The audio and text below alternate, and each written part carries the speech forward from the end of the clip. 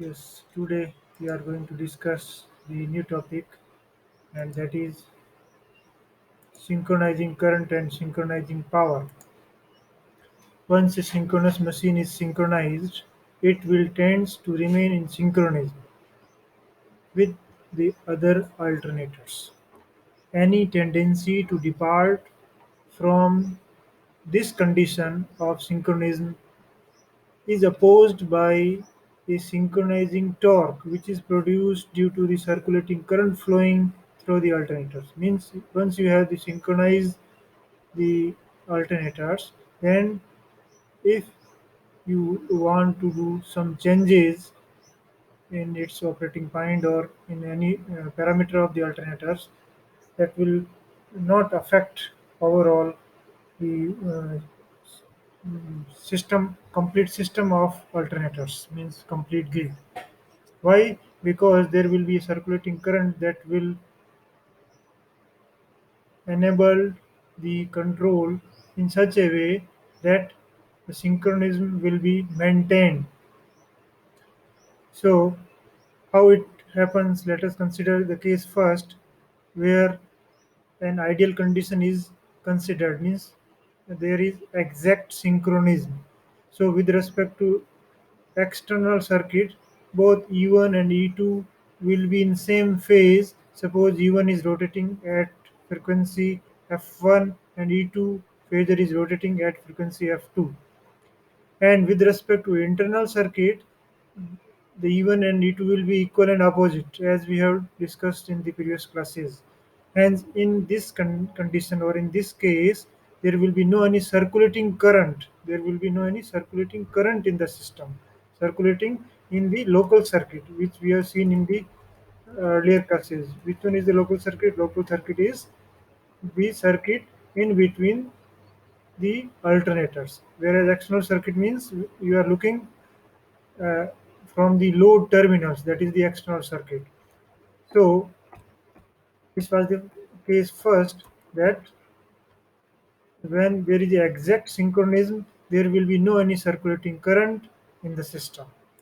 And let us consider the case second, in which the induced EMF of incoming alternator, that is E2, falls back by a phase angle delta in electrical degree. Then what will happen? Whereas magnitude of E1 and E2 is same, that is equals to E. But if the phase angle of E2 falls back by an angle delta, now E1 is at the same place as that of earlier case, whereas E2 is falling back by an angle delta. So what will happen?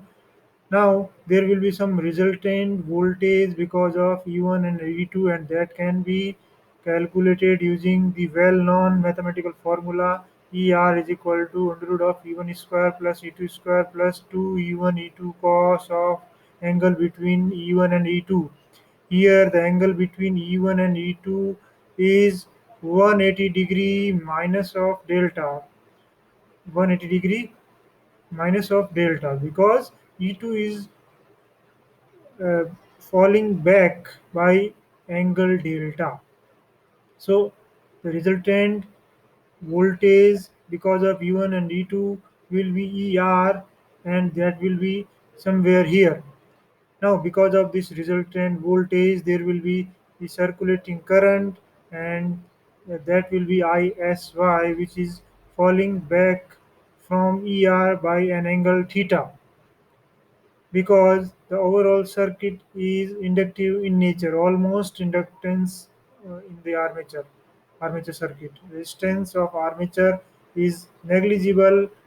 Armature winding is negligible as compared to the reactance of the armature circuit. So there will be current ISY.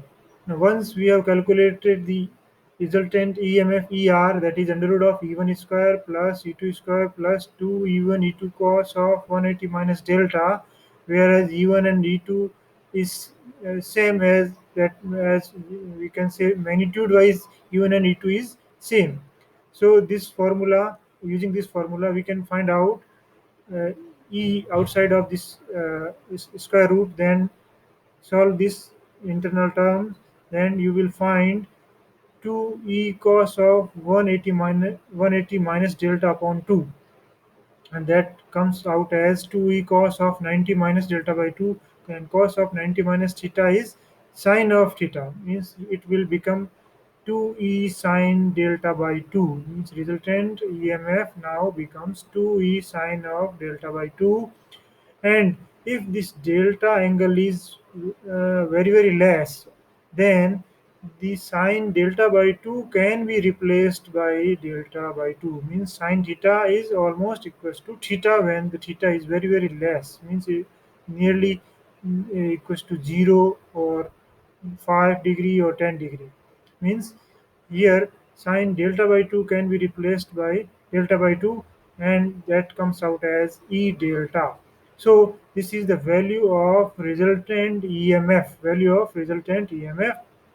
and then we can calculate the synchronizing current ISY, that is equals to resultant voltage upon impedance, means E delta upon ZS. This is the value of synchronizing current. Now, what is ZS? ZS is the combined synchronous impedance per phase of two alternators, that is ZS1 plus ZS2, because it is the combined synchronous impedance. Now, suppose if only one alternator is connected to the infinite bus bar, and in that case, that ZS will be ZS1 or ZS2, whatever is the whichever is the alternator is going to be connected to the infinite bus bar. So, the if there are two alternators, then ZS will be ZS1 plus ZS2. Hence, then include an important formula of synchronizing current comes out as ISY is equal to E delta upon ZS. ISY is equal to E delta upon ZS. Now, the important point here, we can say that ISY will be generated by alternator 1 and taken by generator number 2 or alternator number 2. Here, the alternator number 2 or generator number 2 will behave like a motor, means that will operate in the motoring action mode. Why? Because the second generator is going to take some power, and that power, extra power, will be developed by the alternator number 1. First alternator shall develop extra power, that is E1 ISY cos of angle between E1 and ISY, that is cos of phi 1. This can be seen from the phasor diagram. Phasor diagram means power developed by the machine 1. Extra power developed will be E1 into ISY into cos of angle between these two. Voltage, because active power is voltage V, current I, and cos of angle between the voltage and current. So here VI cos phi means E1 ISY into cos of phi 1. That is the power generated by the alternator number 1. That is the extra power generated by the alternator number 1 because of this circulating current. Similarly, second alternator shall develop extra power, that is E2 ISY cos of phi 2. E2 ISY cos of phi 2 means E2 ISY and cos of phi 2, this phi 2. Now calculate this, that is cos 180 minus delta plus phi 1, because phi 2 can be replaced as 180 minus delta plus phi 1, and this comes out as minus of E2 ISY cos of delta. Hence, we can say second alternator is going to develop the negative extra power. It means actually it is going to take this much of power. So when an alternator is going to take some extra power, E2 ISY cos delta 2, it means this alternator number 2 is now working in motoring mode, because it is taking some extra power from the system that is supplied by the alternator number 1. So why this is going to happen? Because we have considered that the induced EMF or incoming alternator is falling back by the angle delta, means it is lagging back by the angle delta. It must be at this place, but it is falling back by the angle delta. So because of this, there will be the circulating current, and because of this circulating current, there will be some additional power, and that will be developed by alternator number one, and that extra power will be going to uh, be fed to the alternator number two, because that is falling back from its actual or ideal position. So that extra current or circulating current or synchronizing current ISY set up the synchronizing torque, which tends to keep the machine in synchrony. So once we have calculated the synchronizing current, we can calculate the synchronizing power, that is voltage into current, and that comes out as delta E square upon ZS. And for three phase, it will be 3 into PSY. Once we have calculated the synchronizing power using synchronizing current and voltage, then we can calculate the synchronizing torque also, because torque is nothing but it is equals to power into 60 upon 2 pi ns, means power is equal to torque into 2 pi ns upon 60. So torque can be calculated as psy into 60 upon 2 pi ns, and for three phase it will be 3 into psy into 60 upon 2 pi ns. Now the next topic is the effect of reactance. What will be the effect of reactance uh, if the circuit or armature circuit has the proper reactance? Then we have taken it at the requirement for the parallel operation. What will happen if there is no any reactance in the armature circuit, means purely resistive circuit? Then what will happen? In that case, the effective phasor diagrams will be like this. Here the ER and ISY will be in same phase, the because there is a resistance, then current flowing through this circuit and voltage across this circuit will have the same in the same direction.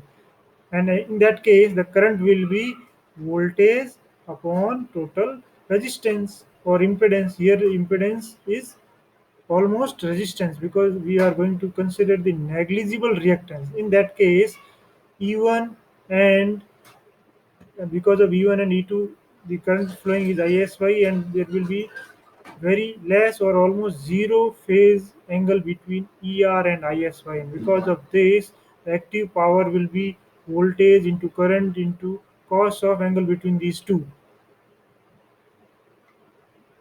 Hence, the synchronizing current ISY will be wattless current, and convey no power from machine 1 to machine 2, which needs help.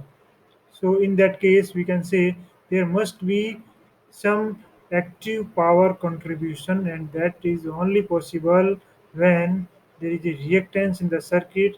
If the resistance is zero and having reactance, then phasor diagram will be like this. And in that case, active power will not be zero. Active power contribution by the one generator, because here voltage angle between this E1 and ISY will be certain angle, and that is almost zero. So VI cos phi will be some value. Here in this case, angle between ISY and E1 is almost 90 degree, almost 90 degree. So the active power contribution by the generator number one to the generator number two will be almost zero.